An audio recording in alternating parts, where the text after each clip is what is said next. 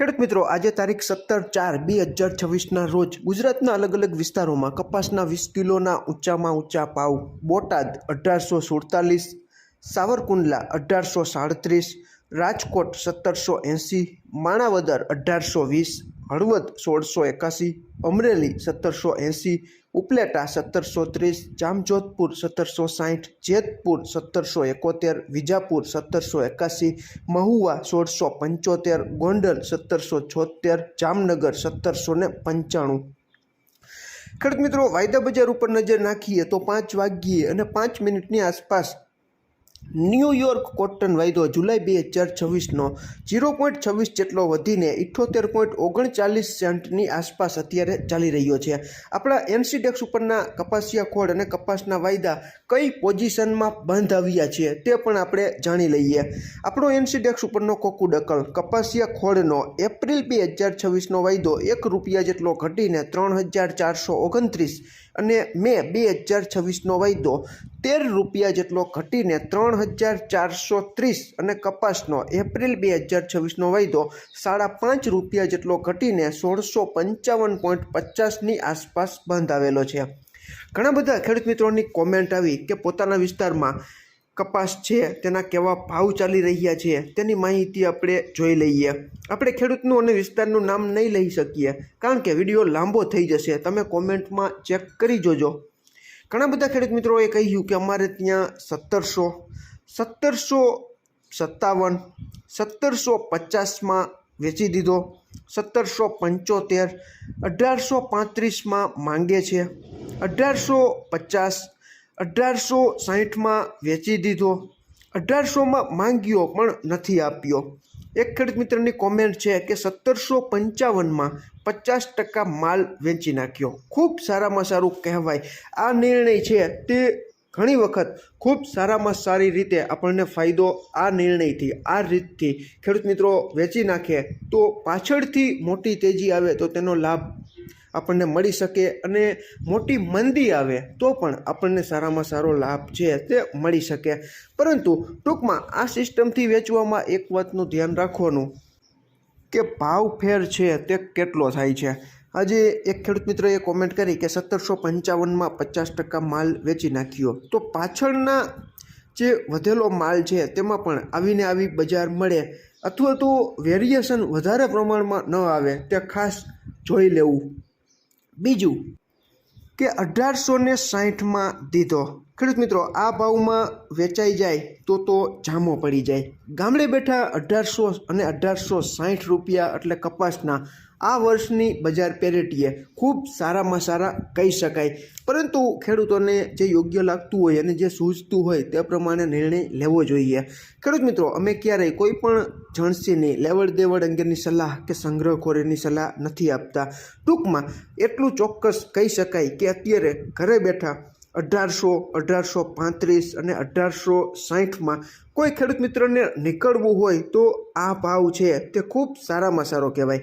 કારણ કે કપાસ છે તે ખેડૂત મિત્રો ઘણા લાંબા સમયથી, છેલ્લા 3-4 વર્ષથી આ ભાવની રેન્જ સુધી લગભગ નહોતો પહોંચી શક્યો અને અત્યારે 1800, 1835 અને 1860માં જો ભાવ મળતા હોય તો વેચવામાં કોઈ જાતનો વાંધો નથી.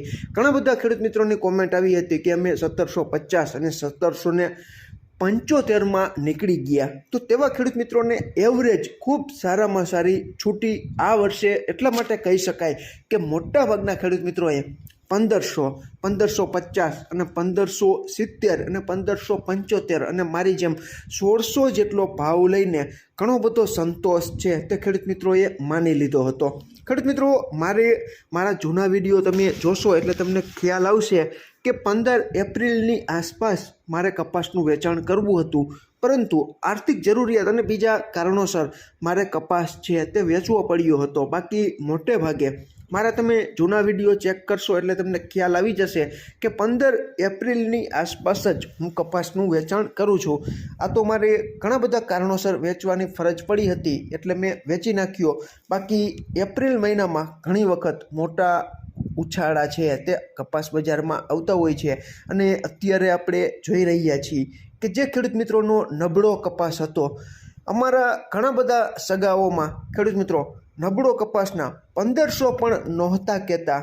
તે કપાસના ગઈકાલે વેચાણ કરેલું તો 1765 રૂપિયા જેટલો ભાવ મળ્યો. તો ખૂબ સારામાં સારો ભાવ છે તે ખેડૂત મિત્રો કહી શકાય. અને 1800 અને 1860માં કપાસ વેચવા માંગતા હોય જે તે ખેડૂત મિત્રોની જરૂરિયાત હોય તો તે બિલકુલ ખોટમાં નથી. કારણ કે આ ભાવમાં કપાસ વેચાઈ જાય તો જામો પડી ગયો કહેવાય કે છેલ્લા 3-4 વર્ષથી કપાસ બજાર સતત મંદીમાં હતી અને આ વર્ષે આકસ્મિક વૈશ્વિક અસ્થિરતા જોવા મળી અને તેનો સીધો જ લાભ છે તે કપાસ બજારને અત્યારે મળી રહ્યો છે.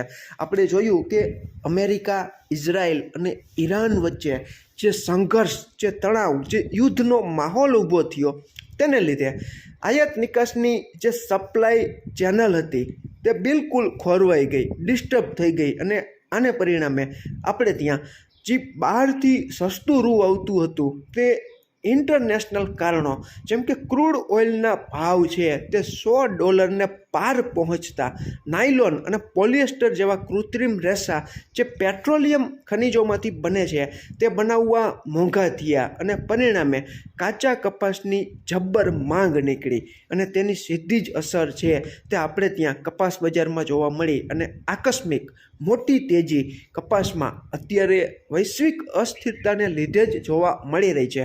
બાકી યુદ્ધ ન થયું હોત તો આપણને ખબર જ છે કે વિદેશથી આપણે ઘણું બધું રૂ છે તે આયાત કર્યું અને આયાત વધારે પણ કરે તેને લીધે કપાસ બજાર છે તે 1450થી 1550 અને 1600ની વચ્ચે અટવાયેલી રહે. પરંતુ આજે વૈશ્વિક માહોલ અચાનક ઊભો થયો અને આની સીધી જ અસર છે તે વિશ્વના તમામ દેશોમાં જોવા મળી અને ન્યૂયોર્ક કોટન વાયદાનો પાવરફુલ સપોર્ટ છે તે કપાસ બજારને મળતા કપાસમાંથી નીકળતા કપાસિયાના ભાવ વધ્યા, ખાદ્ય તેલોના ભાવ વધતા કપાસિયા વોશના ભાવ ઉછળ્યા અને કપાસિયા તેલ છે તે ઘણું બધું ઊંચું વયું ગયું. આ બધા જ કારણોને લીધે કપાસ બજારમાં અચાનક તેજી છે તે ફાટી નીકળી.